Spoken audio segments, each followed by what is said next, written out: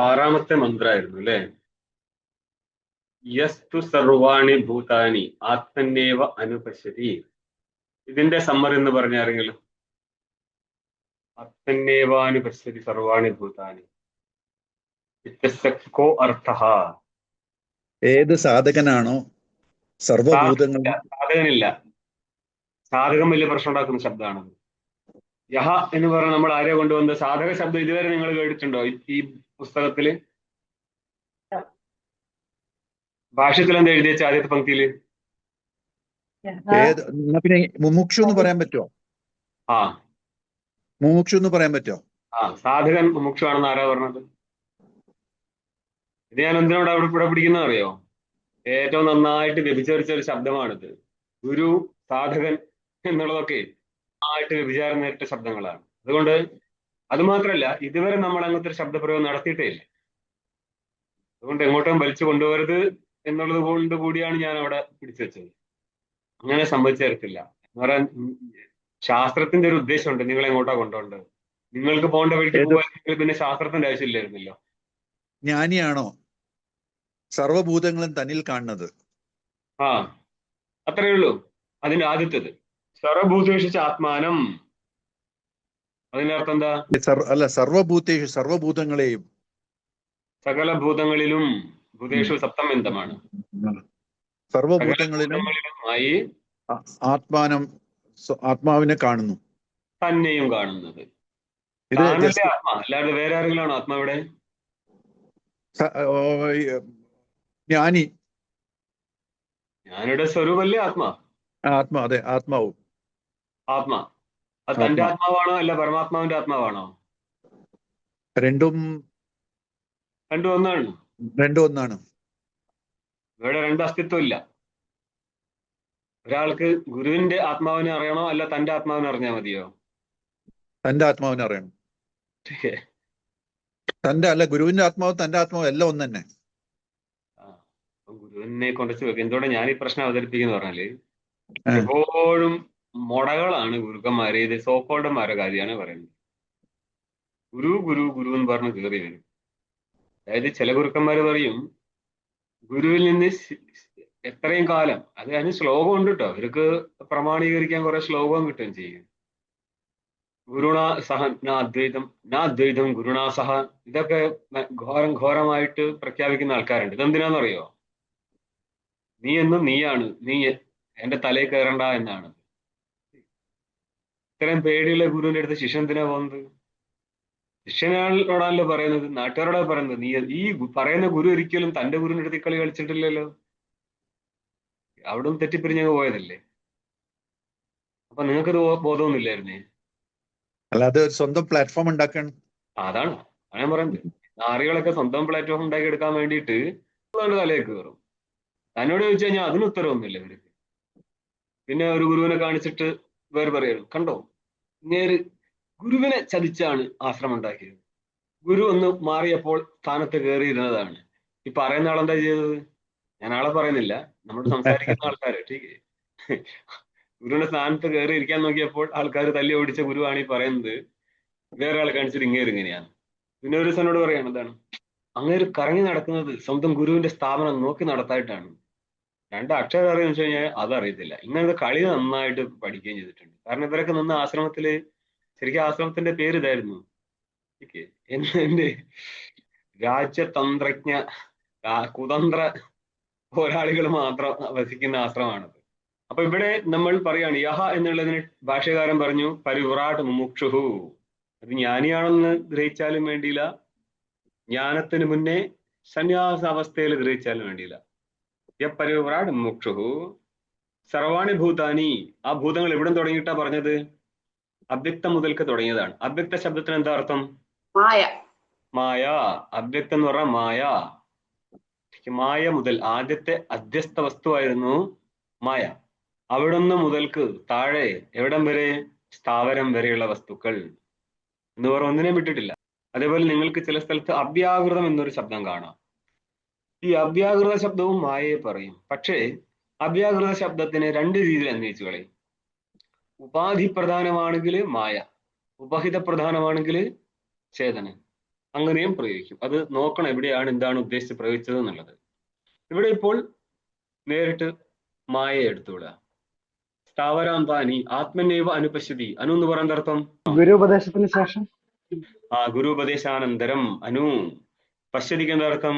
പശ്യതിയുടെ literally meaning ആണ് കാണുന്നു എന്നുള്ളത്. ടീക്കേ. പക്ഷെ അതെന്ത് ചെയ്യണം? അതിന്റെ അർത്ഥത്തെ അറിയുന്നു എന്ന് അർത്ഥം എടുക്കുക. ടീക്കേ. ലക്ഷ്യാർത്ഥം ഫിഗറേറ്റീവ് മീനിങ് എടുത്തിട്ട് അറിയുന്നു. ഉപദേശം കൊണ്ടേ അറിയത്തുള്ളൂ. ഒരാളും കാലം മുളയ്ക്കുന്നില്ല ഇവിടെ. തനിക്ക് ഗുരു ഇല്ലെങ്കിൽ താനും ഗുരു അല്ല എന്നർത്ഥം. മനസ്സിലായോ?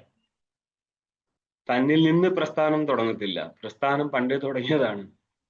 ഈശ്വരനിൽ നിന്ന് തുടങ്ങിയ ഒരു പ്രസ്ഥാനമാണ് മുന്നോട്ട് പോയിക്കൊണ്ടിരിക്കുന്നത്. അതുകൊണ്ട് ഇടയ്ക്ക് കയറിയിട്ട് എനിക്ക് ഗുരു ഒന്നുമില്ല, ഞാനാണ് ഇതിന്റെ പ്രസ്ഥാനത്തിന് തുടക്കം എന്ന് ആരെങ്കിലും പറയുന്നുണ്ടെങ്കിൽ അത് അന്നേരത്തേക്ക് തട്ടിക്കൂട്ടിയ സാധനമാണത്. ചില ആശ്രമങ്ങളില് ഗുരു, അതായത് സ്വന്തം ഗുരു, അവരാരെയാണ് മുന്നിൽ വെച്ചിട്ട് പടം നയിക്കുന്നത്, അങ്ങേർക്കൊരു ഗുരു ഉണ്ടായിരുന്നു. പക്ഷെ ആ ഗുരുവിന്റെ സമാധി സ്ഥലത്ത് പോകാൻ പോലും സമ്മതിക്കാത്ത പ്രസ്ഥാനങ്ങളുണ്ട്. അങ്ങനെ പോയിട്ടുണ്ടെങ്കിൽ സ്വന്തം പ്രസ്ഥാനത്തിൽ നിന്ന് പിടിച്ച് പുറത്താകും. എങ്ങനെയുണ്ട് സംഭവിക്കുന്ന കാര്യം? അതോ അപ്പോൾ ഗുരുപദേശാനന്തരം ആരാണോ അറിയുന്നത്, ഏതാണ്? തന്നിലാണ് ഈ സകല ഭൂതങ്ങളും ഉള്ളത് എന്ന്. ഗുരു വന്നപ്പോ എന്തായിരിക്കും പറഞ്ഞു കൊടുത്തിട്ടുണ്ടാവുക?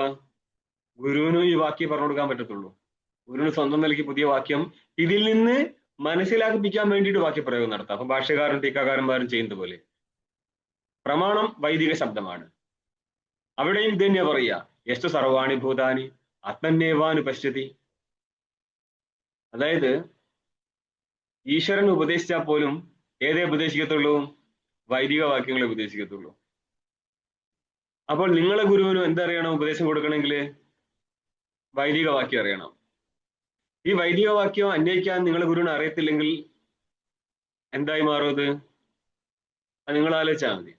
പിന്നെ നിങ്ങൾ ജോലിക്കാരനാണെന്ന് മനസ്സിലാക്കിക്കൊള്ളുക. ജോലിക്കാരത്തികളും മാത്രമാണ് അവിടെ. കാരണം പറഞ്ഞു തരാൻ ആളില്ലെങ്കിൽ നിങ്ങൾ എന്ത് പഠിക്കാൻ അവിടെ പോയത്? ഈ പഠിത്തത്തിനാണോ പോകുന്നത്? പഠനമൊക്കെ മണ്ടന്മാരുടേതല്ലേ.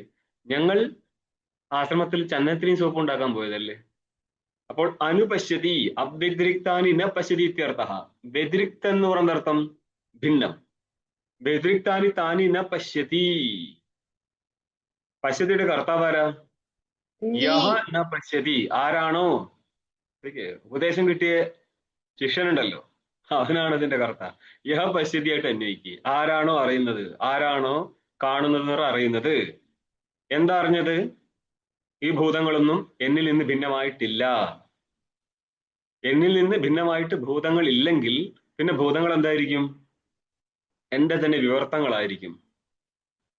വിവർത്തങ്ങളായതുകൊണ്ട് തന്നെ എന്നിൽ കൽപ്പിക്കപ്പെട്ട വസ്തുക്കളാണവ. അതുകൊണ്ടാണ് എപ്രകാരം മൃത്തിൽ കൽപ്പിക്കപ്പെട്ട ഘടം അല്ലെങ്കിൽ മൃത്തിന്റെ വിവർത്തമായിരിക്കുന്ന ഘടം മൃത്തിൽ നിന്ന് ഭിന്നമല്ലാതിരിക്കുന്നുവോ, നമ്മൾ കാണുന്നേരം നമ്മൾക്ക് എന്ത് തോന്നും? മൃത്ത് വേറെ ഘടം വേറെ എന്ന്. അന്നേരം പറഞ്ഞു കൊടുക്കാണ് ഘടം മൃത്തിൽ നിന്ന് ഭിന്നമല്ല. അപ്പൊ എന്തായി കാണും? ഘടത്തെ മൃത്തായിട്ട് കാണും. ഘടത്തെ മൃത്തായിട്ട് കാണുമ്പോൾ അവിടെ ഒരു മൃത്തില്ലേ? അപ്പൊ മൃത്തിന് എന്തായിട്ട് കാണും? നിങ്ങൾ ഘടത്തെ മൃത്തായിട്ട് കണ്ടാൽ മൃത്തിനെ പിന്നെ എന്തായിട്ട് കാണും? മൃത്തിന്റെ കാരണമായിട്ട് കാണണം എന്ന് പറയാൻ അർത്ഥം ഏതാണോ കാര്യരൂപത്തിൽ നിങ്ങൾ കാണുന്നത് അത് കാരണം മാത്രമാണ് എന്നാണ് പറയുന്നത്. ഇവിടെ രണ്ട് കാര്യം മനസ്സിലാക്കണം. ഇത് പിറകോട്ട് പോയിക്കൊണ്ടിരിക്കും. മുന്നിലുണ്ടായിരുന്നെല്ലാം നിഷേധിക്കപ്പെടും. ഇപ്പോൾ ഘടം മൃത്താണ് എന്ന് പറഞ്ഞു കഴിഞ്ഞാല് അവിടെ ഘടം എന്നുള്ള ഒരു വിവർത്ത വസ്തു വാസ്തവത്തിലില്ല. ഘടത്തെ കാണുമ്പോൾ പോലും അത് മൃത്ത് മാത്രമായിരുന്നു എന്നുള്ളതിനാൽ ആ മൃത്തിൽ ഘടമില്ലായിരുന്നു, കൽപ്പന മാത്രമായിരുന്നു എന്നർത്ഥം കിട്ടും. അപ്പൊ ഉള്ള വസ്തു ഏതാ? മൃത്ത്. സത്യത്തില് മൃത്ത് എന്നൊരു വസ്തു ഇവിടെ ഉണ്ടോ? ഇല്ല. മൃത്തിനും കാരണമായിരിക്കുന്ന വസ്തു ഇവിടെ ഉള്ളൂ. മൃത്തിന് കാരണം ഏതാ? ജലം. മൃത്തിന് കാരണം ജലം എന്ന് പറയാം. അല്ലെങ്കിൽ ഈ പഞ്ചീകൃതത്തിന് കാരണമാണെങ്കിൽ അതിന് അപഞ്ചീകൃതം കാരണം എന്ന് പറയും. അപ്പൊ അപഞ്ചീകൃതങ്ങളിൽ തന്നെ അപഞ്ചീകൃത പൃഥ്വിക്ക് കാരണമാണ് അപഞ്ചീകൃത ജലം. അപഞ്ചീകൃത ജലത്തിന് കാരണമാണ് അപഞ്ചീകൃത തേജ്. തേജ്. അപഞ്ചീകൃത തേജിന് കാരണമാണ് വായുവിന്റെ ഇടയിൽ. അപഞ്ചീകൃത വായുവിന് കാരണമാണ് അപഞ്ചീകൃത ആകാശം. അപഞ്ചീകൃത ആകാശത്തിന് കാരണമാണ് തമപ്രധാനമായ. ഇനി തമപ്രധാനമായിക്ക് പുറത്തേക്ക് കാരണമൊന്നുമില്ല. ഈ മായ എന്നുള്ളത് അത് തമപ്രധാനമായിൽ നിന്ന് സൃഷ്ടി നടത്താൻ വേണ്ടിയിട്ട് നമ്മൾ കൊണ്ടുവന്നതാണ് തമപ്രധാനമായി. പ്രകൃതിയെ രണ്ടാക്കി അങ്ങ് മാറ്റും. സത്വപ്രധാനമായിരിക്കുന്ന മായയും അതായത് ശുദ്ധസത്വ പ്രധാനമായിരിക്കുന്ന മായയും മല്ലസത്വപ്രധാനമായിരിക്കുന്ന അവിദ്യയും. മായ ഈശ്വരന്റെ ഉപാധിയും അവിദ്യ ജീവന്റെ ഉപാധിയും വെക്കും, ഉപാധിയായിട്ട് വയ്ക്കും. ഇതൊക്കെ പ്രക്രിയ മാത്രമാണ്. ഇങ്ങനെ സംഭവിച്ചിട്ട് പറയല്ല, മനസ്സിലാക്കിക്കാൻ വേണ്ടിയിട്ടുള്ളതിൽ ഒരു പ്രക്രിയയാണിത്. ഇങ്ങനെ തന്നെയാണെന്നൊന്നുമില്ല, പല പ്രക്രിയ കയറി വരും. ഇത് ബേസിക് ആയിട്ട് ഗ്രന്ഥങ്ങളിൽ കാണുന്ന ഒരു പ്രക്രിയ ഞാനിവിടെ അവതരിപ്പിച്ചെന്നുള്ളൂ. അപ്പോൾ ഈ മല്ലസത്വമായിരിക്കട്ടെ, ശുദ്ധസത്വ പ്രധാനമായിരിക്കട്ടെ, അഥവാ തമപ്രധാനമായിരിക്കട്ടെ, മായ വാസ്തവത്തിൽ ഒറ്റ സ്വരൂപമാണ്. ഈ മായ എന്നുള്ളത് ചേതനിൽ കൽപ്പിതമായതിനാല് ഏതുപോലെ ഘടം മൃത്തിൽ കൽപ്പിതമായതുകൊണ്ട് ഘടം ഇല്ല, മൃത്ത് മാത്രമായിരുന്നു എന്നുള്ളത് പോലെ ഇത് മനസ്സിലാക്കിപ്പിക്കുന്ന ഏതിനു വേണ്ടിയാ? ഇതിന്റെ എല്ലാം കാരണം തേടി തേടി പോയാൽ എല്ലാറ്റിന്റെയും കാരണമായിരിക്കുന്ന മായ പോലും ബ്രഹ്മത്തിൽ അധ്യസ്ഥമായതിനാൽ അവയ്ക്ക് സത്ത ഇല്ലെന്നിരിക്കെ അധിഷ്ഠാനം മാത്രം അവശേഷിക്കും. ഇത് മനസ്സിലാക്കിപ്പിക്കാനാണ് ഈ ഒരു പ്രസംഗം നമ്മൾ കൊണ്ടുവരുന്നത്. അല്ലാതെ ഈ പ്രശ്നമൊന്നും ഇവിടെ തീരത്തില്ല. ഇനി ഇതിന്റെ ബാക്കി ഭാഗമാണ് വാചാരംഭണം വികാരോ നാമധേയം വൃത്തിഗത്യവ സത്യം എന്നുള്ള ചാന്തോഗ്യ ഉപനിഷത്ത് മന്ത്രം. അപ്പൊ ഇത് ഒരു ഭാഗം പറയുന്നതാണ്, ആരാണോ സകല ഭൂതങ്ങളെയും തന്നിൽ കാണുന്നത്. ഇങ്ങനെ മാത്രം പറഞ്ഞു നിർത്തിയാല് ചിലപ്പോൾ കരുതും കാര്യങ്ങൾക്ക് കാരണവുമായിട്ടുള്ള താതാത്മ്യം മാത്രമേ പറയുന്നുള്ളൂ എന്ന്. ടീക്കേ, കാര്യത്തിന് കാരണം മാത്രമായിട്ട് താതാത്മ്യം പറയുകയാണ് എന്ന് വെച്ചാൽ അങ്ങനെയല്ല. പിന്നെയോ കാരണത്തിന് കാര്യവുമായിട്ടും താതാത്മ്യം എന്ന് പറഞ്ഞാൽ എന്താ നോക്കിയോ? സർവഭൂതേഷു ആത്മാനം, സകല ഭൂതങ്ങളിലും തന്നെയും കാണുന്നു. അപ്പോൾ ഇന്നലെയാണ് ജയദേവൻ ചോദിച്ചത്. അതായത് നിങ്ങൾ ആദ്യം പറഞ്ഞു ഭൂതങ്ങളെ ആത്മാവിൽ കാണുന്നു. അപ്പോൾ ചേതനില് ജഡങ്ങളെ കണ്ടു. തല തിരിച്ച് ഭൂതങ്ങളിൽ ആത്മാവിനെ കാണുമ്പോൾ ചേതനന്റെ അധിഷ്ഠാനം ഭൂതമായി മാറൂലേ? ഇത് അത് പറയാൻ വേണ്ടിയിട്ടല്ലത്. പരസ്പരം ആശ്രയഭാവം പറയേണ്ടിയിട്ടല്ല തുടങ്ങിയത്. മറിച്ച് പരസ്പരം താതാത്മ്യത്തിൽ ഇരിക്കുകയാണ്. അവയില് ഒന്ന് അധിഷ്ഠാനം വാസ്തവവും അധ്യസ്ഥം കൽപ്പിതവുമായിരിക്കും. ഇത് കാണിക്കാൻ വേണ്ടിയാണ് പറയുന്നത് സകല ഭൂതങ്ങളിലും തന്നെയും കാണുക എന്ന് പറഞ്ഞാൽ സകല ഘടങ്ങളിലൂടെയും മൃത്തിനെ കാണുക എന്ന് പറഞ്ഞ സമാനമാണ്. അതായത് നമ്മൾ കാര്യത്തെ കാണുമ്പോൾ പോലും കാര്യത്തിലൂടെ അനസ്യൂതമായിരിക്കുന്ന ഒരു കാരണം മാത്രമേ ഉള്ളൂ. ആ കാരണത്തെ കണ്ടിട്ട് നമ്മൾ നാമരൂപങ്ങളെ കൽപ്പിക്കുക മാത്രമാണ് കാര്യരൂപത്തിൽ. വാസ്തവത്തിൽ നാമരൂപത്തെ കാണുമ്പോൾ പോലും ആ നാമരൂപം, ഇപ്പം ഘടത്തെ കാണുമ്പോൾ ഘടം നാമം ഘടരൂപം അത് കാരണമായിരിക്കുന്ന മൃത്തിൽ കൽപ്പിച്ചത് മാത്രമാണ്. അപ്പോൾ നിങ്ങളുടെ ഘടത്തിൽ ആരാ ഉള്ളത്? മൃത്തായിരിക്കുന്നത്. അപ്പോൾ ഘടത്തിലൂടെ മൃത്തിനെ കാണുക എന്ന് പറയുന്ന അർത്ഥം സകല അധ്യസ്ഥ വസ്തുക്കളിലൂടെയും അധിഷ്ഠാനത്തെ കാണുക എന്ന് പറയുന്ന അർത്ഥം ആ അധ്യസ്ഥങ്ങള് അധിഷ്ഠാനത്തിന്റെ കാര്യമായതിനാൽ കാരണത്തെ കാര്യത്തിലൂടെ കാണാം, അത് മാത്രമേ ചെയ്യാവൂ എന്ന് പറയുന്ന അർത്ഥം കിട്ടും. ഈശാവാസ്യമിതം എന്നുള്ളതിന്റെ അർത്ഥം കിട്ടും. ഈശ്വര ദൃഷ്ടിയാൽ ഈ ജഗത്തിനെ മൂടണം എന്ന് പറഞ്ഞാല് ഈ ജഗത്തായിരിക്കുന്ന വസ്തുക്കളാണ് മായ മുതൽ സ്ഥാവരം വരെ. അതിനൊറ്റ ഉദാഹരണം എടുത്ത് കാണിക്കുകയാണ് ഘടത്തെ. ആ ഘടത്തെ മൃത്തായിട്ട് കാണണം എന്ന് പറഞ്ഞാൽ ഘടബുദ്ധി ഒഴിവാക്കിയിട്ട് അത് മൃത്താണെന്ന് മനസ്സിലാക്കണം. ഇതേപോലെ തന്നെയാണ് ജഗത്തിനെ സകലത്തിനെയും ഈശ്വര ബുദ്ധിയാൽ മൂടണം എന്ന് പറഞ്ഞാൽ ഈശ്വരൻ മാത്രമാണ് ഈ വസ്തുക്കൾ, ഈശ്വരനിൽ കൽപ്പിതമാണ്. ആയതുകൊണ്ട് ഈ ജഗത്ത് കാണുമ്പോൾ പോലും അതിൽ അനുസ്യൂതനായിട്ട് ഈശ്വരൻ ഇരിക്കുന്നു പറഞ്ഞാൽ സത്ത് അസ്ഥി ഭാതി പ്രിയം നാമ രൂപ ഇത്യാംശ പഞ്ചകം ആദ്യത്രയം ബ്രഹ്മരൂപം ജഗത് രൂപം തതോദ്വയം. അസ്ഥി ഭാതി പ്രിയം നാമ രൂപം, ഇങ്ങനെ 5 വിഭാഗം. ഇതിൽ ആദ്യത്തെ 3 ബ്രഹ്മരൂപവും ബാക്കി 2 ജഗത്തിന്റെ രൂപവുമാണ്. ഏതാ ജഗത്തിന്റെ രൂപം? നാമരൂപവും. അപ്പോൾ നിങ്ങൾക്ക് കാണുന്ന ഈ നാമരൂപാത്മകമായിരിക്കുന്ന ജഗത്തിലൂടെ ആരായിരിക്കുന്നത്? ചേതനാണ് ഇരിക്കുന്നത്.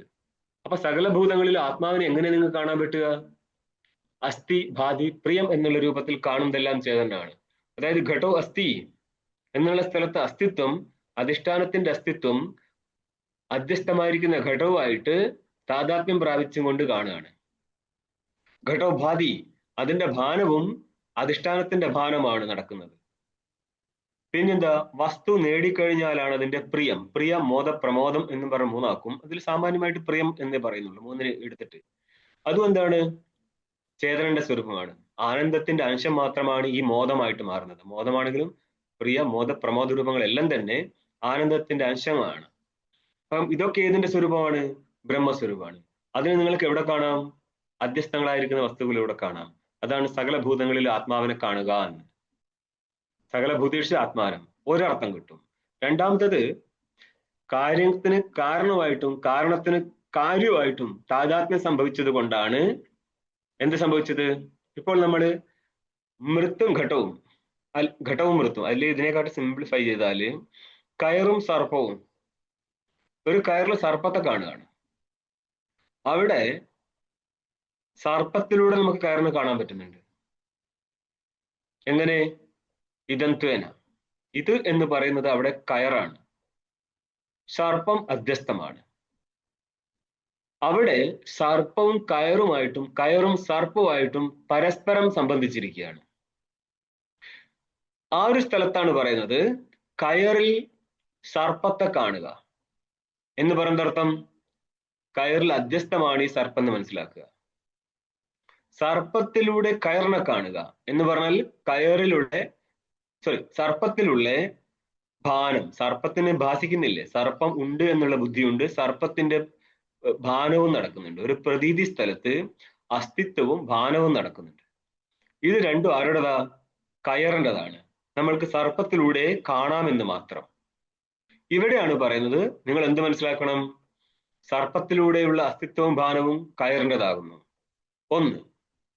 രണ്ടാമത്തത്, കയറിൽ സർപ്പം ഇരിക്കുകയാണ് താതാത്മ്യേന. ഇതാണ് ആദ്യം പറഞ്ഞത് സർവാണി ഭൂതാനി ആത്മനി എന്നുള്ളതിന്റെ ദൃഷ്ടാന്ത സ്ഥലമാണത്. അതുകൊണ്ട് എപ്രകാരം കയറിൽ സർപ്പം ഇരിക്കുന്നുവോ, എങ്ങനെ? താതാത്മ്യേന. എപ്രകാരം സർപ്പത്തിൽ കയറിയിരിക്കുന്നുവോ, എങ്ങനെ? താതാത്മ്യേന. രണ്ടും താതാത്മ്യം. ഇത് പെട്ടെന്ന് മനസ്സിലാവും. അടുത്ത ഉദാഹരണം കുറച്ച് ബുദ്ധിമുട്ട്. എപ്രകാരം ഘടത്തിൽ മൃത്തിരിക്കുന്നുവോ, ഇതേപോലെ തലതിരിച്ചിട്ടാല് എപ്രകാരം മൃത്തിൽ ഘടം ഇരിക്കുന്നുവോ. ഇതിന്റെ അർത്ഥം എന്താ? മൃത്തും ഘടവും തമ്മിൽ താതാത്മ്യത്തിലിരിക്കുകയാണ്, ഒന്നായിട്ടിരിക്കുകയാണ്. ഇനി ഭാഷ മുന്നോട്ട് നോക്കിയോ. സർവഭൂതേഷു ചത്തേഷു ഏവ, ആ സകല ഭൂതങ്ങളിലും ആത്മാനം, തന്നെ അറിയാം. എന്തർത്ഥം? തേഷാമഭിഭൂതാനാം, അങ്ങിരിക്കുന്ന സകല ഭൂതങ്ങളുടെയും ആത്മാവിനെ അറിയാനാണ്. പക്ഷെ അതിന് വിസ്താരം വലിയ സെന്റൻസിലാ പോകുന്നത്. സ്വം ആത്മാനം ആത്മത്വേന യഥാ അസ്യ ദേഹസ്യ കാര്യകരണ സംഘാതസ്യ ആത്മാ അഹം സർവപ്രത്യയ സാക്ഷിഭൂതശ്ചേതൈത കേവലോ നിർഗുണോ അനേനേവ സ്വരൂപേണ അവ്യക്താദീനാം സ്ഥാവരാന്താനാം അഹമേവ ആത്മേതി സർവഭൂതേഷു ആത്മാനം നിർവിശേഷം യസ്തു പശ്യതി. ഇവിടം വരെ ഇവിടുതല്ല, മുന്നോട്ട് പോവുകയാണ്. ഒറ്റ സെന്റൻസിന്റെ അർത്ഥം ഇവിടം വരെ വരും. നമുക്ക് ദൃഷ്ടാന്തം ആദ്യം കാണാം. യഥാ എന്ന് പറഞ്ഞ ദൃഷ്ടാന്തം പറയാണ്, എന്നിട്ട് അതിന് മുന്നിലുള്ള പങ്ക്തി അന്വയിക്കാം. എപ്രകാരം എന്നാണെങ്കിൽ അസ്യ ദേഹസ്യ, ആരുടെ ദേഹമാണ് എടുത്തു കാണിക്കുന്നത്? ആ മുമുക്ഷുവിന്റെ ദേഹം എടുത്ത് കാണിക്കുകയാണ്. പരിവറാടായിരിക്കും സന്യാസിയുടെ ദേഹം എടുത്തിട്ട് ആർക്കാണോ സകല ഭൂതങ്ങളിൽ ആത്മാകാര വൃത്തി ഉണ്ടായത് ആ വ്യക്തിയുടെ ദേഹത്തെ എടുത്ത് കാണിക്കുകയാണ്. അസ്യ ദേഹസ്യ, ടിപ്പണി 6 കാണും. അസ്യ ഇതി മുമുക്ഷോർ ദേഹോ നിർദ്ദിശതി. അസ്യ എന്ന് ഉദ്ദേശിച്ചത് ആരുടെ എന്നുള്ള അർത്ഥത്തിലാ? മുമുക്ഷുവിന്റെ എന്നുള്ള അർത്ഥത്തിലാ.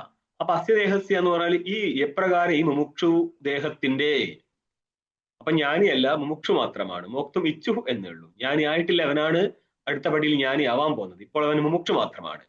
ഈ മുമുക്ഷുവിന്റെ യാതൊരു ദേഹമുണ്ടോ ആ ദേഹത്തിന്റെ ദേഹം എന്താണ്? കരണ സംഘാതമാണ്. കാര്യം എന്ന് പറഞ്ഞ ശരീരം, കരണം എന്ന് പറഞ്ഞ ഇന്ദ്രിയം. ഇതിന്റെ കൂട്ടമാണെന്ത്? ദേഹം അല്ലെ? നമ്മുടെ ഒരു ദേഹത്തില് ശരീരമുണ്ട്, ഇന്ദ്രിയങ്ങളും നിലനിൽക്കുന്നുണ്ട്. ഇവയുടെ മൊത്തം കൂട്ടം എടുത്തു കഴിഞ്ഞാലായി ശരീരമായി, ദേഹമായി. ഇങ്ങനെ ഇരിക്കുന്ന സംഘാതം എന്ന് പറഞ്ഞ കൂട്ടമാണ്. ആ സംഘാതത്തിന്റെ ആത്മാ അഹം, ഇതിന്റെയൊക്കെ സ്വരൂപമാരാ? ഞാനാകുന്നു എന്ന് പറഞ്ഞാൽ ആ മുമുക്ഷു തന്നെ അല്ലേ? അതായത് മുമുക്ഷുവിന് തന്റെ ശരീരത്തിൽ ഞാൻ എന്നുള്ള ബുദ്ധിയില്ലേ? അല്ലേ? അല്ലാതെ വേറെ ഉണ്ട്, ഉണ്ട്. ശരീരത്തിലൊന്നല്ലല്ലേ ഞാനെന്ന ബുദ്ധിയുള്ളത്. അപ്പോൾ ഈ ശരീര സംഘാതത്തിന്റെ ആത്മാ സ്വരൂപം ആരാ? ഞാനാ. ഇത് ശരിക്കും കൽപ്പനയാണ്. എന്നാലും നമ്മൾ ചിന്തിക്കുന്നത് ഈ ശരീരത്തിന്റെ ഉടയോൻ ആത്മാ ഞാനാണെന്നാണ്. അഹം ആത്മാ അഹം. ആരാ ഞാൻ? സർവപ്രത്യ സാക്ഷിഭൂതശ്ചേതയിത. ഇതിന്റെ ടിപ്പണി നോക്കിയിട്ട് അസ്യ ദേഹസ്യ ആത്മാ അഹമിത്യു ഉക്തം ഏതത് ദേഹാത്മത്വമേവ സ്ഫുടയതി. ഇവിടെ പറഞ്ഞു ഈ ദേഹത്തിന്റെ ആത്മാ ഞാനാകുന്നു എന്നുള്ളത്. അസ്യ ദേഹസ്യ ആത്മാ അഹം ഇത്യുക്തം എന്ന് പറയുന്നു. ഇനി പറയാണ് ഏത് ദേഹാത്മത്വമേവ സ്ഫുടയതി. ഈ ദേഹത്തിന്റെ ആത്മാവാണ് ആര്? ഞാൻ എന്ന് പറഞ്ഞില്ലേ? ഇതിനെ ഒന്നും കൂടി സ്ഫുടിപ്പിക്കുകയാണ്, വിശദീകരിക്കുകയാണ് സർവ എന്ന് തുടങ്ങിയിട്ട്. ഇനിയും ടിപ്പണി തന്നെ നോക്കിയോ 8. യഥാ ഏതദ്ദേഹേ ജായമാനാനാം സർവേഷാം പ്രത്യയാനാം അന്ധകരണവൃത്തീനാം സാക്ഷിഭൂതോ അഹം അസ്മി ചേതയിതാ ച അസ്യ ദേഹസ്യ ചേഷ്ടയിതാ. എപ്രകാരം എന്നാണെങ്കിൽ യഥാ ഏതദ്ദേഹേ ജായമാനാനാം ഈ ദേഹത്തിൽ ഉത്പന്നമാകുന്ന എന്ത്? സർവേഷാം എല്ലാം തന്നെ. എല്ലാം ഉദ്ദേശിച്ച പ്രത്യയാനാം. പ്രത്യയ ശബ്ദത്തിന് എന്താർത്ഥം? ജ്ഞാനം. പ്രത്യയം ജ്ഞാനം. പ്രത്യയാനാം ജ്ഞാനാനാം. ഈ ശരീരത്തിൽ ഉത്പന്നമാവുന്ന സകല ജ്ഞാനങ്ങളുടെയും ഈ ശരീരത്തിൽ ഉത്പന്നമാവുന്ന ജ്ഞാനം തന്നെ 2 വിധത്തിലുണ്ട്.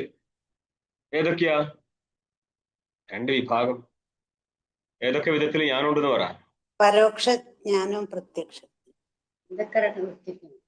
ഒന്ന് അന്ധകരണവൃത്തി, പിന്നെ അവിദ്യാവൃത്തി, പിന്നെ മായാവൃത്തി. മായാവൃത്തി ഏതായാലും ജീവനിലില്ല. മായാവിദ്യ ഒന്നാണെങ്കിൽ ജീവന്റെ അവിദ്യാവൃത്തിയെ മായാവൃത്തി എന്ന് പറയാൻ കുഴപ്പമില്ല. പക്ഷെ നമ്മൾ 3 ആക്കി കഴിഞ്ഞാല് ഈശ്വരന്റെ മായാവൃത്തി. ഈശ്വരൻ മായാവൃത്തി വെച്ചിട്ട് എന്തുണ്ടാക്കുന്നേ? ഈ ജഗത്തുണ്ടാക്കുന്നേ. ठीक है. തസ്യജ്ഞാനം അയം തപഹ. അവൻ തപസ് ചെയ്യും. ഏത് തപസ്? പൂർവ്വ സൃഷ്ടി എങ്ങനെയായിരുന്നോ അതിനെക്കുറിച്ചുള്ള തപസ്സാണത്. ജ്ഞാനാത്മകമായിരിക്കും തപസ്സാണ്. അതോടുകൂടി അവന് ബോധിക്കും പൂർവ്വത്തിൽ എങ്ങനെയായിരുന്നു സൃഷ്ടി ഉണ്ടായത്. അതിനുശേഷം സൃഷ്ടിക്കാൻ തുടങ്ങും. ठीक है. അങ്ങനെയുള്ള സങ്കല്പത്തിൽ നിന്ന് ഭിന്നമായിട്ട് ഒരു ഉപകരണം പോലും ഉപയോഗിക്കുന്നില്ല ഈ ജഗത്ത് സൃഷ്ടിക്കാൻ. ഏതുപോലെ? ദൃഷ്ടാന്തം പറ. യഥാ ഊർണനാഭി സൃജ്യതേ ഗൃഹ്യതേ ച.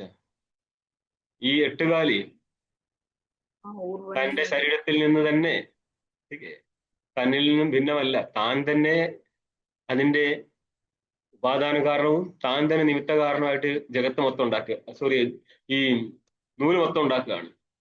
8 കാലിയുടെ വല മൊത്തം ഉണ്ടാക്കിയെടുക്കുകയാണ്. എന്നിട്ടോ വേണമെങ്കിൽ അത് ഉള്ളോട്ട് വലിച്ചെടുക്കുകയും ചെയ്യും. സൃജ്യത ഗൃഹ്യതേച്ച ഉണ്ടാക്കുകയും ചെയ്യും, തിരിച്ചെടുക്കുകയും ചെയ്യും. എന്നിട്ട് പിന്നെ ഉണ്ടാക്കുന്ന സമയത്ത് അതേ നൂലിനെ തന്നെയാണ് ഉണ്ടാക്കുന്നത്. പുതിയ നൂലിനെ ഉണ്ടാക്കുക അതേ നൂല് തന്നെയാണ്. തേച്ചെടുത്ത് അങ്ങേരുടെ ശരീരത്തിന്റെ ഭാഗമായ അതേ സാധനം വെച്ചിട്ട് പിന്നെ ഉണ്ടാക്കുക. ठीक है. ഇതേപോലെ തന്നെ എത്ര പ്രളയം വന്നാലും ജഗത്ത് പഴയ ജഗത്ത് തന്നെയാണ് വരിക. ജഗത്തിനെ അഭിവക്തമാക്കത്തേ ഉള്ളൂ. ഏത് ജഗത്തിനെ? പഴയ ജഗത്ത്. അപ്പൊ നോക്കിയോ, ഇവിടെ ടിപ്പണി തന്നെ നോക്കിയോ. പ്രത്യയാനാം എന്നുള്ളതിന് അർത്ഥം പറയണ അന്ധകരണ വൃത്തിനാം. സകല അന്ധകരണ വൃത്തികളുടെയും പ്രകാശകനാരാ? അന്ധകരണ വൃത്തി അറിയുന്നവന് പേരെന്താ? സാക്ഷി. സാക്ഷി. ഇതാണ് ഈ പറയുന്ന അന്ധകരണ വൃത്തികളുടെ സാക്ഷിഭൂതോ. അന്ധകരണ വൃത്തികളുടെയും സാക്ഷി സ്വരൂപനായിരിക്കുന്ന ആര്? അഹമസ്മി. അപ്പോൾ ഞാൻ ആരാ? പ്രമാതാവാണോ സാക്ഷിയാണോ? ഒറിജിനൽ സാക്ഷി. ഞാൻ എന്നുള്ള ബോധം, ഞാൻ എന്നുള്ള ജീവൻ ശരിക്കും സാക്ഷിയാണ്. എന്നിട്ട് അസ്മി മാത്രല്ല ചേതയിതാച അസ്യ ദേഹസ്യ ചേഷ്ടയിത. ചേതയിതാക്ക് അർത്ഥം പറയാണ് ചേഷ്ടയിത. ചേതയിത ഈ ദേഹത്തിനെ ചേതനമാക്കി വെക്കുന്നത് ആരാ? ഞാനായിരിക്കും സാക്ഷിയാ. സാക്ഷ്യം ഇറങ്ങിക്കഴിഞ്ഞാലോ നമ്മൾ ജീവൻ ചേതന എന്ന് പറയുമ്പോൾ ശരീരവിശിഷ്ടനായിരിക്കുന്ന ജീവനെ ഉദ്ദേശിച്ചിട്ടാണ് ചേതനം എന്ന് പറയുന്നത്. വാസ്തവത്തിൽ ചേതനാവത്വം മാത്രമേ ശരീരത്തിലുള്ളൂ. അങ്ങനെ ഒരു ചേതനാവത്വം നിലനിർത്തുന്നതാരാ? ചേതനായിരിക്കും സാക്ഷിയാണ്. അവൻ തന്നെയാണ് ഈ ശരീരത്തെ ചലിപ്പിക്കുന്നവനും. ചേഷ്ടയിതാച എന്ന് പറഞ്ഞത് മനസ്സിലായല്ലോ. ഇനി ഭാഷ്യത്തിലേക്ക് വാ. സർവപ്രത്യ സാക്ഷിഭൂതോ. സകല അന്ധകരണ വൃത്തികളുടെയും സാക്ഷി സ്വരൂപൻ. അവിദ്യാവൃത്തികളുടെയും സാക്ഷി സ്വരൂപം തന്നെ. ठीक സാക്ഷിഭൂതസ്മർ എന്ന് പറയുന്ന അർത്ഥം സാക്ഷി സ്വരൂപൻ. ചേതയിത, ഈ ശരീരത്തെ ചേതനാക്കി വെക്കുന്നവനാണവൻ, ചേതനാണവൻ. പക്ഷെ ഈ ശരീര സംബന്ധമുള്ളത് കൊണ്ട് ചേതയിതാവുമാണവൻ. അതായത് ചേതനാവത്താക്കി വെക്കുന്നത് കൊണ്ട് ചേതയിതാവ്, ഈ ശരീരത്തെ ചേതനാവത്താക്കി വെക്കുന്നത് കൊണ്ട് ആ ആത്മാവാണ് ചേതയിത. വാസ്തവത്തിൽ അവൻ പരിപാടികൾ ചെയ്യോ? ഇല്ല. പിന്നെ കേവലോ നിർഗുണോ, സ്റ്റെപ്പ് മാറ്റുകയാണ്. എന്ന് പറഞ്ഞാൽ ആദ്യം വിശിഷ്ട സ്വരൂപത്തെ കാണിച്ചാണ് സാക്ഷി. സാക്ഷി വാസ്തവത്തിലുള്ള സ്വരൂപത്തിൽ ഉള്ളവള അല്ല. അതുകൊണ്ട് സാക്ഷി ചേത കേവലോ നിർഗുണശ്ച എന്ന് നിങ്ങളുടെ ശ്വേതാശ്വതര മന്ത്രത്തെ എടുത്ത് കാണിച്ചതാണ്. കേവലോ നിർഗുണോ, നിർഗുണനാണ് ഇവൻ. അനേനേവ സ്വരൂപേണ, ഈ സ്വരൂപത്തിൽ. ഇനി നിങ്ങളുടെ മൂന്നാമത്തെ പങ്ക്തി എടുത്തുകൊണ്ടുക. എന്താ? ഭൂതാനാം ആത്മാനം ആത്മത്വേന, ഭൂതങ്ങളുടെ തേഷാമഭിഭൂതാനാം സ്വം ആത്മാനം ആത്മത്വേന പശ്യതീന, സകല ഭൂതങ്ങളുടെയും ആത്മാവായിട്ട് തൻ്റെ ആത്മാവിനെ അറിയുന്നു എന്നാ. തൻ്റെ ആത്മാവിനെ എങ്ങനെയാണ് അറിയേണ്ടത്? നിർഗുണ രൂപത്തിൽ.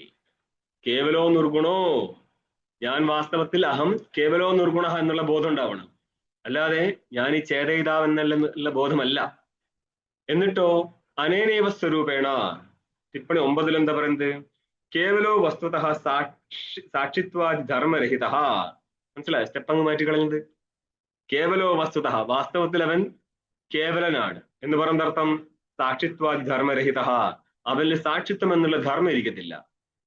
അപ്പൊ സാക്ഷി നിർഗുണല്ലേ ആണ്, പക്ഷേ സാക്ഷിത്വം എന്നുള്ള ധർമ്മത്തെ അവിടെ വെച്ചേക്കരുത്. നിർഗുണോ ജ്ഞാനേച്ഛാദി ഗുണനിർമുക്ത, നിർഗുണ ശബ്ദത്തിന് അർത്ഥം പറയാണ്. ഗുണമാണ് ജ്ഞാനം, ഇച്ഛ ഇങ്ങനെയുള്ളത്. ഇതൊന്നും അവിടെ ഇല്ല. ഇത്യേവം, ഇപ്രകാരം. ആരാണത്? ശോധിതം ത്വം പദാർത്ഥം, അതായത് ത്വം എന്നുള്ള പദാർത്ഥമാണ് ജീവൻ. അവനെ ശോധന നടത്തുക എന്ന് പറഞ്ഞാല് അവന്റെ ഉപാധികളെ മാറ്റി വെച്ചിട്ട് അവന്റെ ശുദ്ധഭാവത്തെ അറിയുക എന്നുള്ളതാണ്. അങ്ങനെ ശോധിതമായിരിക്കും ത്വം പദാർത്ഥം ആരാ? ശോധന ചെയ്യപ്പെട്ടെ എന്ന് പറഞ്ഞാല് പവിത്രീകരിക്കപ്പെട്ടെ ത്വം പദാർത്ഥം ആരായിരിക്കും? പവിത്രീകരിക്കപ്പെട്ട ത്വം പദാർത്ഥം ആരാ? സ്വം പദാർത്ഥം ജീവൻ. ശോധിത ത്വം പദാർത്ഥം ആരായിരിക്കും? കൂടസ്ഥൻ. ശോധിതമായി കഴിഞ്ഞാൽ അവൻ കൂടസ്ഥൻ എത്തിച്ചേരും. ശോധിതം ത്വം പദാർത്ഥം ദേഹാത്മത്വേന പശ്യതി, സോറി സ്വദേഹാത്മ, ടീക്കെ. സ്വന്തം ദേഹത്തിന്റെയും ആത്മസ്വരൂപമായിട്ട് ആരെയാ മനസ്സിലാക്കുന്നത്? ശോധിതമായിരിക്കും ത്വം പദാർത്ഥം എന്ന് പറയുന്നത് ശുദ്ധനിൽ കൽപ്പിതമാണ് ഈ ദേഹം പോലും എന്നുള്ള മനസ്സിലാക്കലാണ്. തഥൈവ സർവഭൂതാത്മത്വേനാപീത്യാഹ, അതായത് ശോധിത ത്വം പദാർത്ഥം എപ്രകാരം ഈ മുമുക്ഷുവിനെ സംബന്ധിച്ച് ഈ ദേഹത്തിന്റെ ആത്മാവാണോ, ഇതേപോലെ സകല ഭൂതങ്ങളുടെയും ആത്മാവാണ് ശോധിതനായിരിക്കുന്ന ഞാൻ എന്ന് പറഞ്ഞാല് ഞാനായിരിക്കുന്ന കൂട്ടസ്ഥ വസ്തുവിൽ എപ്രകാരം എന്റെ ശരീരം മധ്യസ്ഥമാണോ, ഇതേപോലെ ഈ ജഗത്ത് മൊത്തം മധ്യസ്ഥമാണ് എന്നാണ് മനസ്സിലാക്കുന്നത്. ഇതാണ് ഭാഷ്യത്തിൽ പറഞ്ഞത് അനേനേവ സ്വരൂപേണ. ഏത് രൂപത്തിൽ? നിർഗുണ സ്വരൂപത്തിൽ. ഇതെന്താ ചെയ്തത്? അതിന്റെ ഇടയിൽ യഥാ എന്ന് പറഞ്ഞിട്ട് ഭാഷ്യം തുടങ്ങുകയാണ്. എപ്രകാരം ഈ ദേഹത്തിന്റെ എന്ന് പറഞ്ഞ കാര്യകരണ സംഘാതത്തിന്റെ ആത്മാ ഞാനാകുന്നുവോ, അപ്പൊ ഞാനാരാ? സർവപ്രത്യയ സാക്ഷി. ഇത് മനസ്സിലാപ്പിക്കാൻ വേണ്ടിയിട്ടുള്ള സ്റ്റെപ്പാണിത്. ഇനി സാക്ഷിത്വം ഒഴിവാക്കിയിട്ട് പറഞ്ഞു ഞാൻ ശരിക്കും കേവലനാണ്. അങ്ങനെ ഇരിക്കുന്ന ഞാനായിരിക്കുന്ന കേവലനിൽ എപ്രകാരം എന്റെ ശരീരം മധ്യസ്ഥമായിരിക്കുന്നുവോ, ഇതേപോലെ എന്റെ ഈ നിർഗുണ സ്വരൂപത്തിൽ എന്ത്? തേഷാമഭിഭൂതാനാം, ആ സകല ഭൂതങ്ങളുടെയും ആത്മാ അഹം, ഞാനാകുന്നു സ്വരൂപം എന്ന് പറഞ്ഞ അർത്ഥം എന്നിൽ അധ്യസ്ഥമാണ് ഈ സകല ഭൂതങ്ങളും അർത്ഥം കിട്ടും. ടീക്കേ. തേഷാമഭിഭൂതാനാം ആത്മാനം, ആ ഭൂതങ്ങളുടെയും ആത്മാ എന്ന് പറഞ്ഞ ആര്യ? സ്വമാത്മാനം, ആ ഭൂതങ്ങളുടെയും ആത്മത്വന. ഈ പങ്ക്തി എന്ത് ചെയ്യണമെന്നോ? രണ്ടാം പങ്ക്തിയുടെ രണ്ടാമത്തെ ലൈനിന്റെ അവസാനം തേഷാമഭിഭൂതാനാം സ്വാത്മാനം ആത്മത്വന എന്നുള്ളതിന് കുറച്ച് മാറ്റി എന്നേക്കി. തേഷാമഭിഭൂതാനാം എന്ന് പറഞ്ഞ ആ ഭൂതങ്ങളുടെയും ആത്മത്വേന എന്ന് പറഞ്ഞ സ്വരൂപത്തിൽ ആര്യ മനസ്സിലാക്കുന്നവൻ സ്വമാത്മാനം എന്ന് മൂന്നാമത്തെ പങ്ക്തി പിടിച്ചെന്നേക്കി. ഇവരങ്ങോട്ടും ഇങ്ങോട്ടും മാറ്റിമറിച്ചാ വരിക. പക്ഷെ അതിന്റെ ബ്യൂട്ടി മനസ്സിലാക്കണമെങ്കിൽ ഇങ്ങനെ എന്നേക്കണം. ആ ഭൂതങ്ങളുടെയും ആത്മാവിന്റെ രൂപത്തിൽ തന്റെ ആത്മാവിനെ അറിയാണ്. അതായത് ആത്മാ എന്ന് പറഞ്ഞാൽ സ്വരൂപം എന്നർത്ഥം. ആ ഭൂതങ്ങളുടെ എല്ലാം സ്വരൂപത്തിൽ തന്റെ സ്വരൂപത്തെ അറിയാന്നാണ് അന്വയിക്കേണ്ടത്. അതായത് ഘടത്തിന്റെ സ്വരൂപം ആരാ? മൃത്താണ്. അത് മൃത്ത് തന്റെ സ്വരൂപമാണോ? അല്ല. ജഗത്തിന്റെ സ്വരൂപം ആരാ? ആത്മ. ആത്മ തന്റെ സ്വരൂപമാണോ? അതെ. അതുകൊണ്ട് സകല ഭൂതങ്ങളുടെയും സകല ജഗത്തിന്റെയും ആത്മസ്വരൂപത്തിൽ തന്റെ ആത്മാവിനെ ആരാണ് മനസ്സിലാക്കുന്നത് എന്ന് പറയുന്നർത്ഥം സകല ജഗത്തിന്റെ കാരണം എന്ന് പറയുന്ന സ്വരൂപം വാസ്തവത്തിൽ ഞാൻ മാത്രമാകുന്നു. അവിടെ ഞാനാരാ? നിർഗുണനായിരിക്കുന്ന ഞാൻ. അനേനേവ സ്വരൂപേണ, അതായത് കൂട്ടസ്വരൂപത്തിൽ സകലത്തിന്റെയും അധിഷ്ഠാനമാണ് ഞാനെന്ന് മനസ്സിലാക്കുകയാണ്. അത് ഏത് വസ്തുക്കളിലേക്ക് ഒന്നുകൂടി വിശദീകരിക്കുകയാണ്. തേഷാമ ഭൂതാനം എന്നുള്ളതിനെ വിശദീകരിക്കുക. ഇനിയും അവ്യക്താദീനാം സ്ഥാവരാന്താനാം, കണ്ടോ, ഒരു സെന്റൻസിനെ സ്പ്ലിറ്റ് ചെയ്ത് കൊണ്ടുപോകാണത്. അവ്യക്തം മുതൽ സ്ഥാവരം വരെയുള്ള വസ്തുക്കളുടെ അഹമേവ ആത്മേതി, ഞാനാകുന്നു ആത്മാ. ആത്മാ ശബ്ദത്തിന് എന്താർത്ഥം?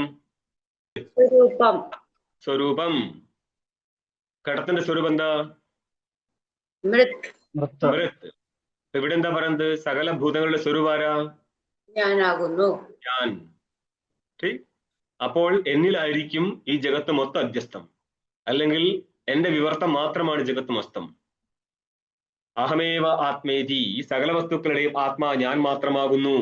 ഇപ്രകാരം ഇതി സർവഭൂതേഷു ചാത്മാനം നിർവിശേഷം യസ്ത്വനുപശ്യതി. ഇപ്രകാരം സകല ഭൂതങ്ങളിലും തന്റെ ആത്മാവിനെ, താനാരവിടെ? നിർവിശേഷാത്മാ. നിർവിശേഷം ആത്മാനം സർവഭൂതേഷു അനുപശ്യതി. സകല ഭൂതങ്ങളിലുമായിട്ട് നിർവിശേഷാത്മാവിനെ ആരാണ് അറിയുന്നത്? ആദ്യം എന്താ പറഞ്ഞത്? തേഷാം ഭൂതാനാം ആത്മാഹന്ന, ആ ഭൂതങ്ങളുടെ ആത്മ ഞാനാകുന്നു. ഒന്ന്. ഇനിയും മാറ്റിയതാണ് അവ്യക്താദിനാം സ്ഥാവരാന്താനാം, സ്ഥാവരാന്തം വരെയുള്ള, അവ്യക്തം മുതൽ സ്ഥാവരാന്തം വരെയുള്ള ഭൂതങ്ങളുടെ ആത്മാ ഇതി, ഞാനാകുന്നു ആത്മാ എന്ന് തിരിച്ചിവിടുന്ന് അങ്ങോട്ട് ഇട്ട് കൊടുത്തു. സർവഭൂതേഷു ആത്മാനം പശ്യതീന, സകല ഭൂതങ്ങളിലും ആത്മാവിനെ കാണുകയാണ്. കാരണം ഞാനായിരിക്കുന്ന വസ്തുവിന്റെ വിവർത്തം മാത്രമാണ് ഈ സകല ഭൂതങ്ങളും. അതുകൊണ്ട് അവയുടെ സ്വരൂപം ഞാനായിരിക്കും. ഇപ്രകാരം സകല ഭൂതങ്ങളിൽ എന്നെ കാണുകയാണ്. ആദ്യം എന്താ പറഞ്ഞത്? അവയെല്ലാം എന്നിൽ കാണുകയാണ്. അതെന്തുകൊണ്ടാ? അവയുടെ എല്ലാം സ്വരൂപം ഞാനായതുകൊണ്ട്. ഇനി പറയാണ് എന്നെ അവയിൽ കാണുകയാണ്. അതെന്തുകൊണ്ടാ? അവയുടെ എല്ലാം സ്വരൂപം ഞാനായതുകൊണ്ട്.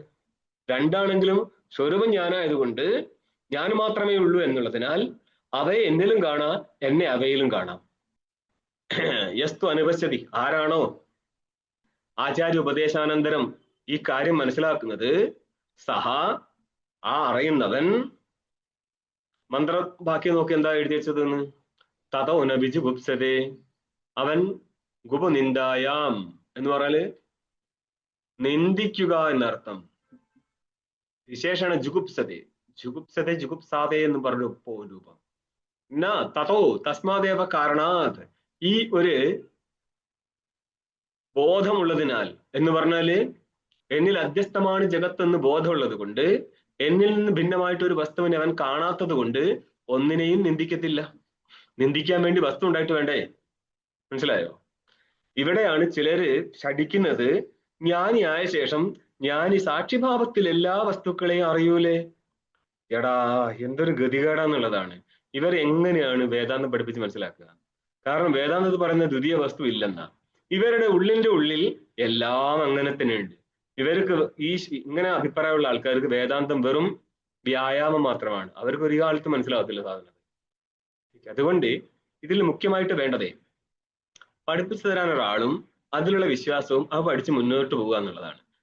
അതല്ലാതെ ബുക്ക് വായിച്ചിട്ട് മനസ്സിലാക്കിയിട്ട് നിങ്ങൾക്ക് എന്തായാലും ചെയ്യാന്ന് വിചാരിച്ചാൽ നടക്കാത്ത കാര്യമാണ്. സ്വാമിജി, മായ മുതല് സ്ഥാവരാന്തം വരെയുള്ള വസ്തുക്കളിൽ പെട്ടതാണോ അന്ധകരണം? പിന്നെന്താ? അതല്ലാത്തൊരു വസ്തു ഇവിടെ നോട് കിട്ടും?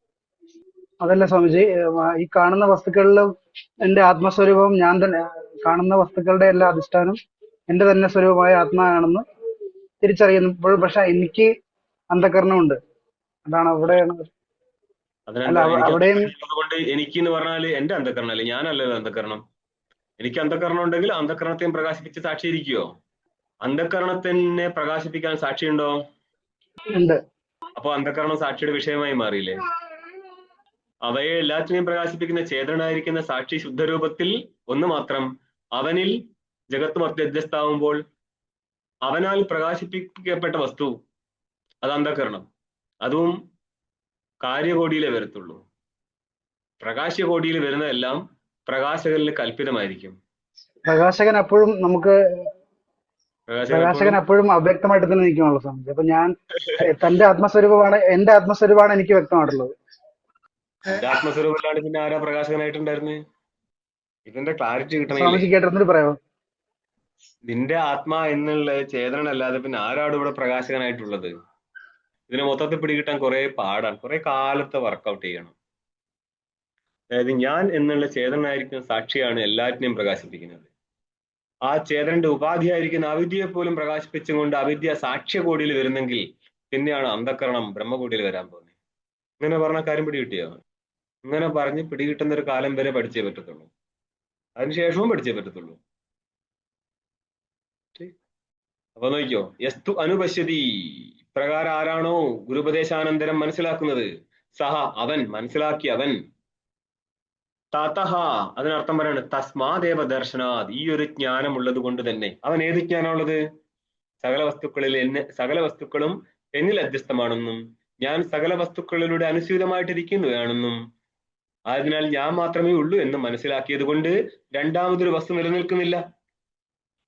അതുകൊണ്ട് എന്ത് പറ്റി? ആ ഒരു ജ്ഞാനം ഉള്ളത് കൊണ്ട് തന്നെ ഞാൻ വിജുഗുപ്സതേ, അർത്ഥം പറയാണ് വിജുഗുപ്സാം, എന്താർത്ഥം? ഘൃണാം ന കരോതി, ഒന്നിനോടും ഘൃണയില്ല, ഘൃണാഭാവം, നികൃഷ്ടഭാവം ഒന്നിനോടും ഇല്ല. ഇതിന്റെ അർത്ഥം എന്താ? താൻ ഉത്കൃഷ്ടനായത് കൊണ്ടാണോ? അതുകൊണ്ടല്ലേ നമ്മളിപ്പം കണ്ടിട്ടുണ്ടോ കേരളത്തിലൊക്കെ പൂജാരിമാര് പ്രസാദം കൊടുക്കുന്ന പോലെ ഇങ്ങനെ അതെന്താ? മാറി നിൽക്കുക. എന്താ പ്രശ്നം അവിടെ? അദ്വൈത ബുദ്ധി കൂടിപ്പോയതിന് തകരാറാണോ? അല്ല. അതായത് വലിയ ഇളക്കും ഏത് ഭയങ്കരം സോഷ്യലി ഞങ്ങൾ ഭയങ്കരമാണ്. നിങ്ങൾക്ക് നിങ്ങളുടെ ക്ഷേത്രത്തിനുള്ളിൽ കയറാൻ പറ്റുമോ? ഇല്ലല്ലോ. നോർത്ത് ഇന്ത്യയിൽ കയറാലോ, കേരളം വിട്ടാലും സംഭവം നടക്കുകയല്ലോ, തമിഴ്നാട്ടിൽ പോലും ഉള്ളിൽ കയറാലോ. അപ്പോൾ ആർക്കാണ് ദ്വൈത ബുദ്ധി കൂടുതലുള്ളത് അവൻ ഘൃണ ചെയ്യും. ഘൃണ ചെയ്യുമ്പോൾ എന്ത് വേണം? വേറൊരു വസ്തു വേണ്ടേ ഘൃണ ചെയ്യാൻ? എവിടെയാണോ എത്ര ഇതരം പശ്യതി, എത്ര ദ്വൈതമിവ ഭവതി തത്ര ഇതരം പശ്യതി, എവിടെയാണോ ദ്വൈതം ഉള്ളതുപോലെ വരുന്നത് അജ്ഞാനിക്ക്, അവൻ ഞാൻ മറ്റൊന്നിനെ കാണും, കാരണം എനിക്ക് ദ്വൈതമുണ്ട്, ആ ദ്വൈതമുള്ളത് കൊണ്ടാണ് ഘൃണ ചെയ്യുന്നത്. പക്ഷെ അദ്വിതീയ ബോധമുള്ളത് കൊണ്ട് തന്നെ എന്തില്ല? ഘൃണയില്ല. ഘൃണ ഇല്ലാതിരിക്കാൻ കാരണം എന്താ? ആരെങ്കിലും ഉത്തരം പറ, ഞാൻ വേറൊരു കാര്യം ഇവിടെ ജോഡി ചെയ്യാൻ പോവുക. ഘൃണയില്ല, ഒന്നിനോടും ഘൃണാബുദ്ധി ഇല്ലാതിരിക്കാൻ കാരണം എന്താ? തന്നിൽ നിന്ന് അന്യമായിട്ട് മറ്റൊന്നും ഇല്ലാത്തതുകൊണ്ട്. തന്നിൽ നിന്ന് ഭിന്നമായിട്ട് മറ്റൊന്നും ഇല്ലാത്തത് കൊണ്ട് ഘൃണയില്ല ആണല്ലോ. ഇനി ഞാനിക്ക് തോന്നുമോ നിങ്ങൾ അടുത്ത് പോയി കഴിഞ്ഞാൽ നിങ്ങളുടെ മനസ്സിലെ കാര്യങ്ങൾ പറഞ്ഞേക്കാം? തോന്നില്ല. എന്തുകൊണ്ടാ പറയാത്തെ? ജ്ഞാനമുള്ളതിനെ കൊണ്ട്. ഞാനിക്കിത് നാക്കറിയും പോവോ ഞാൻ ഉണ്ടായി കഴിഞ്ഞാല്? എല്ലാം കല്പിതങ്ങളായിട്ട് നിൽക്കുന്നുണ്ടോ? ആണല്ലോ, അല്ലേ? അതായത് ഈ കാണുന്ന സകല ജഗത്തും കൽപ്പനയായിട്ടിരിക്കുമ്പോൾ ആർക്ക് ആരുടെ അന്ധകരണ വൃത്തി പറഞ്ഞു കൊടുക്കാനാണ് ജ്ഞാനി മെനക്കേടുന്നത്? അങ്ങനെ ഒരു ജ്ഞാനി മെനക്കേടുന്നുണ്ടെങ്കിൽ അങ്ങനെ ജ്ഞാനിനെ വിളിക്കാൻ പറ്റുമോ? നോക്കണം, ഈ കുരുത്തം കെട്ടവന്റെ വിചാരമേ വേറൊരാളുടെ മനോവൃത്തി തെരഞ്ഞു പോവുകയാണ്, എന്നിട്ട് അത് പറഞ്ഞു കൊടുത്തിട്ട് രസിക്കുക. കണ്ട, ഞാൻ വെറുതെ അല്ല ചാക്കുടുത്ത് ഈ സർവേക്കല്ല് കയറിയിരിക്കുന്നത്, എനിക്ക് ജ്ഞാനമുണ്ട്, കാരണം നിന്റെ അന്ധകരണത്തിന് വൃത്തി ഞാൻ പറഞ്ഞു തന്നില്ലേ. $1. ഇത് കണ്ടിട്ട് രസിക്കാൻ കുറച്ച് പേരും, അവർക്ക് ഇതിന്റെ അപ്പുറത്തേക്ക് വേദാന്തം ഒന്നുമില്ല. മനസ്സിലായോ? ഇങ്ങനെ മനസ്സിലെ കാര്യവും ആകാശത്തിലെ മഴപെയ്ത്തും പറഞ്ഞ എത്രയോ പേര് ഭൂമിയിലുണ്ട്. ഇവരൊക്കെയാണ് നിങ്ങൾക്ക് ജ്ഞാനികൾ. ഈ തെരഞ്ഞു പോകുന്ന ആൾക്കാർക്ക് ജ്ഞാനികളാണ് ഇവരെല്ലാം. കാരണം ഇതിന്റെ അപ്പുറത്തേക്കൊന്നും അറിയത്തില്ല എന്നുള്ളത് കൊണ്ടാണ്. അതായത് അധിഷ്ഠാന ബ്രഹ്മത്തിൽ കൽപ്പിതമായിരിക്കുന്ന അധിഷ്ഠാന ബ്രഹ്മത്തിൽ കൽപ്പിതമായിരിക്കുന്ന മനസ്സ് അജ്ഞാന കാലത്ത് വിവർത്തിതമായിട്ടിരിക്കുന്നതാണ് ഈ ജഗത്ത് മൊത്തം. മനസ്സോ ഹ്യമനിഭാവേ, അധിഷ്ഠാന ജ്ഞാനത്തോടുകൂടി മനസ്സ് മരണവ്യാപാരം നിർത്തിക്കഴിഞ്ഞാൽ, അമനിഭാവത്തെ പ്രാപിച്ചു കഴിഞ്ഞാൽ ദ്വൈതം നൈവോപലഭ്യതേ, ദ്വൈതോപലബ്ധി ഇല്ല. പിന്നെ എവിടുന്ന ദ്വൈതോപലബ്ധി കൊണ്ടുണ്ടാവുന്ന അന്യന്റെ മനോവൃത്തിയെ പറയേണ്ട ഒരു ഗതികേട് ജ്ഞാനിക്ക് വരുന്നത്? പ്രാപ്തസ്യവ അനുവാദോയം ഭാഷ നോക്ക്. ഇത് വിധിയൊന്നുമല്ല, പ്രാപ്തമായ വസ്തുവിന്റെ അനുവാദം മാത്രമാണ്. എന്ത്? ഒന്നിനെയും ഘൃണ ചെയ്യത്തില്ല. എന്തുകൊണ്ടാ? വേറെ എന്തും ഉണ്ടായിട്ട് വേണ്ടേ? 4-ാം നമ്പർ ടിപ്പണി നോക്കിയേ. രാത്രി സത്ര ന്യായമാണ് ഇത് വന്നത്. 2 ന്യായമുണ്ട്. ഒരു രാത്രി സത്ര ന്യായവും ഒരു വിശ്വജിത് ന്യായവും. ഓക്കെ, എവിടെയാണോ ഫലം കേൾക്കാത്തത്, കർമ്മം പറഞ്ഞിട്ട് കർമ്മത്തിന്റെ ഫലം കേട്ടിട്ടില്ലെങ്കിൽ അവിടെ ഫലം സ്വർഗമായിട്ട് മനസ്സിലാക്കിക്കൊള്ളണം. അതിനാണ് പറയാ സ സ്വർഗ സ്യാദ് സർവാം പ്രതി അഭിശേഷാത്. സ്വർഗം എന്ന് ഉദ്ദേശിച്ചത് സുഖം എന്നുള്ള അർത്ഥത്തിലാണ്. കാരണം ചിലർക്ക് മക്കളുണ്ട്, ധനമില്ല. ചിലർക്ക് ധനമുണ്ട്, കുഞ്ഞുങ്ങളില്ല. പക്ഷേ ഇവർക്ക് എല്ലാവർക്കും ഒരേപോലെ വേണ്ട സംഭവമാണ് സുഖം എന്നുള്ളത്. അതുകൊണ്ട് സുഖം സാമാന്യമായതിനാല് എവിടെയാണോ കർമ്മത്തിന്റെ ഫലം കാണാത്തത് അവിടെ ആ കർമ്മത്തിന്റെ ഫലം സുഖമാണെന്ന് നിശ്ചയിക്കും. അത് രാത്രി ഏതിനനുസരിച്ച്? വിശ്വജിത് ന്യായത്തിനനുസരിച്ച് വരുന്നതാണ്. ഓക്കെ. പക്ഷെ ചില സ്ഥലത്ത് അംഗത്തിൽ ഫലം കാണുന്നുണ്ട്. ഇതാണ് രാത്രി സത്ര ന്യായത്തിലൂടെ സിദ്ധിക്കുന്നത്. ഓക്കെ, ഇവിടെ ആ കാര്യം പറയുന്നില്ല, ഞാനതിന്റെ രാത്രി സത്രം കണ്ടോന്നുണ്ടെങ്കിൽ പറഞ്ഞാണ്. അംഗേ ഫലശ്രുതി അർത്ഥവാദസ്യാത്.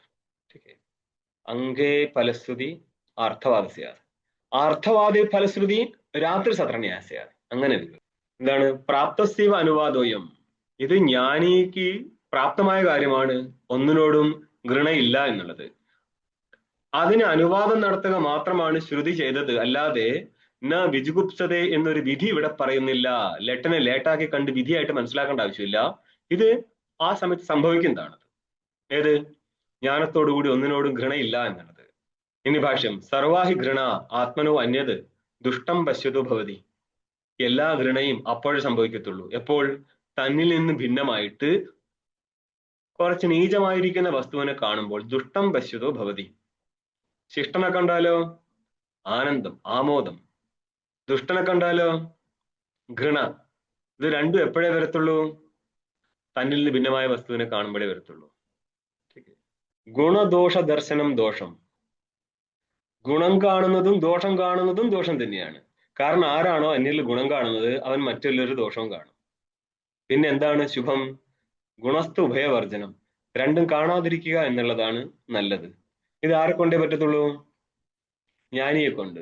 ബാക്കി നമ്മൾക്ക് അനുഷ്ഠിക്കാമെന്ന് മാത്രം. ജ്ഞാനിക്കിത് സ്വാഭാവികമാണ്. അതുകൊണ്ടാണ് പ്രാപ്തസ്ഥ അനുവാദം എന്ന് പറഞ്ഞത്. പിന്നെന്ത് പറഞ്ഞു? ഘൃണ സംഭവിക്കുന്നത് തന്നിൽ നിന്ന് ഭിന്നമായിരിക്കുന്ന നീച വസ്തുവിനെ കാണുമ്പോൾ മാത്രമാണ്, അറിയുമ്പോൾ മാത്രമാണ്. ആത്മാനമേവ അത്യന്തം വിശുദ്ധം നിരന്തരം പശ്യതു. തന്നെ മാത്രം നിരന്തരമായിട്ടെന്ന് പറഞ്ഞാൽ വ്യാപക വസ്തുവായിട്ടിരിക്കുന്ന എന്നെ, എന്നിൽ നിന്ന് ഭിന്നമായിട്ട് മറ്റൊന്നും കാണാതിരിക്കുമ്പോൾ നിരന്തരം ഞാൻ മാത്രമാണ് എനിക്ക് വിഷയം എന്ന് പറഞ്ഞാല് കേവല പരമാത്മ ബോധത്തിൽ മാത്രം ഇരുന്നു പോയ വ്യക്തിക്ക് ന ഘൃണാ നിമിത്തം അർത്ഥാന്തരമസ്തീതി. ഘൃണയ്ക്ക് നിമിത്തമായിരിക്കുന്ന മറ്റൊരു വസ്തു നിലനിൽക്കുന്നില്ല. അതുകൊണ്ട് എന്തില്ല? ഘൃണയുമില്ല ഒന്നിനോടും. ഇതി പ്രാപ്തമേവ. എന്തിന്റെ പ്രാപ്തിയുണ്ട്? ഘൃണാഭാവം പ്രാപ്തമാണ്, വിധിക്കേണ്ട ആവശ്യമില്ലെന്നർത്ഥം. അതുകൊണ്ട് തതോ ന വിജുഗുപ്സതേതി. അതുകൊണ്ട് ഒന്നിനെയും നിന്ദിക്കുന്നില്ല ജ്ഞാനി. നിങ്ങൾക്ക് മാണ്ഡവ്യത്തിൽ കാണാം. നിസ്തുതിർ നിർനമസ്കാരോ നിസ്വാധാകാര ഏവച. ആരോടും പ്രത്യേകിച്ച് നമസ്കാരം ചെയ്യാൻ പോകുന്നില്ല, ആരെയും സ്തുതിയും ചെയ്യത്തില്ല. നിസ്തുതിർ നിർനമസ്കാരോ, നമസ്കാരം ഇല്ല. ഇങ്ങനെ മാണ്ഡവ്യം പറയുന്നിടത്താണ് നമ്മളുടെ സോക്കാൾഡ് ഗുരുക്കന്മാര് പറയുന്നത് എന്ത്? ഗുരു ഗുരു എന്നും ഗുരുവാണ്. ന ഗുരുണാ സഹാദ്വൈതം. ഇത് ആരെന്തുകൊണ്ടച്ച് കാണിക്കാനാടു? ഇത് ആരെടുത്താണ് ചാടി കയറുന്നത്? നമ്മൾ ഈ ഒരു എന്താണ് നെറേറ്റീവ്സ് ഒക്കെ വിട്ടിട്ട് ഈ ശാസ്ത്രത്തിൽ എന്താണോ പറയുന്നത് അത് മനസ്സിലാക്കാൻ ശ്രമിക്കുക. അല്ലാതെ തന്നെ മറ്റുള്ളവരെ മുന്നിൽ ഗുരുവാക്കിയുള്ള പ്രദർശന പരിപാടി അങ്ങ് നിർത്തിക്കളാം. ഇത് വലിയൊരു പ്രശ്ന സാധനമാണിത്. 2 അക്ഷരം പഠിക്കുന്നതിന് മുന്നേ ഇവർക്കെല്ലാം ഗുരുവാവണം. ആദ്യമേ പ്രിന്റ് അടിച്ച് വെച്ചിട്ടാണ് വീട്ടിൽ നിന്ന് ഇറങ്ങുന്നത്. അങ്ങനെ നിങ്ങളുടെ 6ാമത്തെ മന്ത്രവും കഴിഞ്ഞു അല്ലെ? ഇനി 2 മന്ത്രം കഴിയുമ്പോഴേക്ക് നിങ്ങളുടെ ഈ പ്രകരണം തീരും. പക്ഷെ അടുത്ത മന്ത്രത്തിൽ ഇതുമായിട്ട് ബന്ധപ്പെട്ടിട്ട് കുറെ കാര്യം സംസാരിക്കും എന്നുള്ളതാണ്. ഓക്കെ, 8 മന്ത്രം വരെയുള്ള ഒരു പ്രകരണം. 9ാമത്തെ മന്ത്രത്തില് കൂടുതൽ ദൂരം ഇതിന്റെ ബാക്കി ഭാഗം സംസാരിച്ചിട്ട് പിന്നെ അടുത്ത പാർട്ട് തുടങ്ങത്തുള്ളൂ. ഈശ്വരസ്തുതി ചെയ്യുന്നതും ഇതില് പ്രശ്നമുണ്ടോ സ്വാമിജി? എന്ത് പ്രശ്നം? ആ, ഗുണവും ദോഷവും കാണുന്നതല്ലേ. അപ്പൊ എന്റെ മോനെ, അത് സ്തുതി ചെയ്യേണ്ടിയിട്ടല്ലടോ. അതായത് ദോഷവും ഇതിന്റെ അർത്ഥം മനസ്സിലാക്കുക. ജനങ്ങളിൽ കാണുന്നത് അവൻ നല്ലതെന്ന് കാണുന്നവരെ ഇവൻ മോശമല്ലേ? അവനിപ്പോ എന്തായാലും നമുക്ക് എന്താന്നുള്ള തീരുമാനമായി കഴിഞ്ഞാലേ ഇനിയിപ്പം ഈശ്വരനെ തന്നെ സ്തുതിക്കുക എന്നുള്ളത്, ഈശ്വരനെ സ്തുതിച്ചു കഴിഞ്ഞാൽ ഈശ്വരൻ സന്തുഷ്ടനാകൂല്ലേ? മാനിക്കാൻ പറ്റുമോ ഈശ്വരനത് സന്തുഷ്ടി? നീ സ്തുതിച്ചാലും സ്തുതിച്ചില്ലെങ്കിലും ഇപ്പൊ നമുക്ക് ഗുണം ചെയ്യുന്നു മാത്രം. എന്തുകൊണ്ടാ? അന്യാകാര വൃത്തിയില്ലാതെ മനസ്സിനെ ഒരാകാര വൃത്തിയിലേക്ക് കൊണ്ടുവരാം. സ്ഥൂലമായിരിക്കുന്ന മനോവൃത്തികളെ സൂക്ഷ്മമാക്കിയിട്ട് ഏകാകാരത്തിലേക്ക് മാറ്റണമെങ്കിൽ സ്ഥൂലമായിരിക്കുന്ന കാര്യം ചെയ്യേണ്ടി വരും. മനസ്സ് അതിവിക്ഷിപ്തമാകുമ്പോഴാണ് മനസ്സ് സ്ഥൂലമായി പോയി. സ്ഥൂലമായിരിക്കുന്ന അവസ്ഥയിൽ ദൃഢമായിട്ടുള്ള സൂക്ഷ്മാവസ്ഥ നിലനിൽക്കുന്നുണ്ടല്ലോ. ചെറുങ്ങനെ വന്നിട്ടാണ് അതൊരു മൊത്തത്തിൽ മാറി നിൽക്കുന്നത്. അവിടെ നിങ്ങൾ വേറൊരു സ്ഥലത്തേക്ക് ആ മൈൻഡിനെ മാറ്റണമെങ്കിൽ സ്ഥൂലമായിരിക്കുന്ന ടൂള് കൊടുക്കണം അതിന്. എന്നപ്പോഴാണ് ജപാദികൾ ചെയ്യുന്നത്. അതിൽ നിന്ന് ശാന്തമായ മനസ്സിനെ മെല്ലെ ധ്യാനത്തിലേക്കും അവിടെ നിന്ന് സമാധി അവസ്ഥയിലേക്കും കൊണ്ടുപോകാം. അതുകൊണ്ടാണ് യോഗസൂത്രത്തിൽ പറയുന്നത്, ഈ സമാധി അവസ്ഥ വിട്ടുകഴിഞ്ഞാൽ തിരിച്ച് നിങ്ങൾ എങ്ങോട്ട് പോകും? സമാധി അവസ്ഥയുടെ വിപരീതം എന്താ? വ്യുത്ഥാനാവസ്ഥ. ചിത്തം വ്യുത്ഥാനാവസ്ഥയിലേക്ക് പോകും. ठीक है. അതുകൊണ്ട് തന്നെ അത് യോഗസൂത്രത്തിൽ കാണിക്കുന്ന തെറ്റുകളിൽ ഒരു തെറ്റാണത്. ठीक है. ഓം പൂർണ്ണമദഃ പൂർണ്ണമിദം പൂർണ്ണാത് പൂർണ്ണമുദച്യതേ പൂർണ്ണസ്യ പൂർണ്ണമാദായ പൂർണ്ണമേവാവശിഷ്യതേ. ഓം ശാന്തി ശാന്തി ശാന്തി. ശങ്കരം ശങ്കരാചാര്യം കേശവം ബാദരായണം സൂത്രഭാഷ്യകൃതൗ വന്ദേ ഭഗവന്തൗ പുനഃ പുനഃ. ഈശ്വരോ ഗുരുരാത്മേതി മൂർത്തിഭേദവിഭാഗിനേ വ്യോമവത്വ്യാപ്തദേഹായ ദക്ഷിണാമൂർത്തയേ നമഃ. ഓം ശാന്തി ശാന്തി ശാന്തി.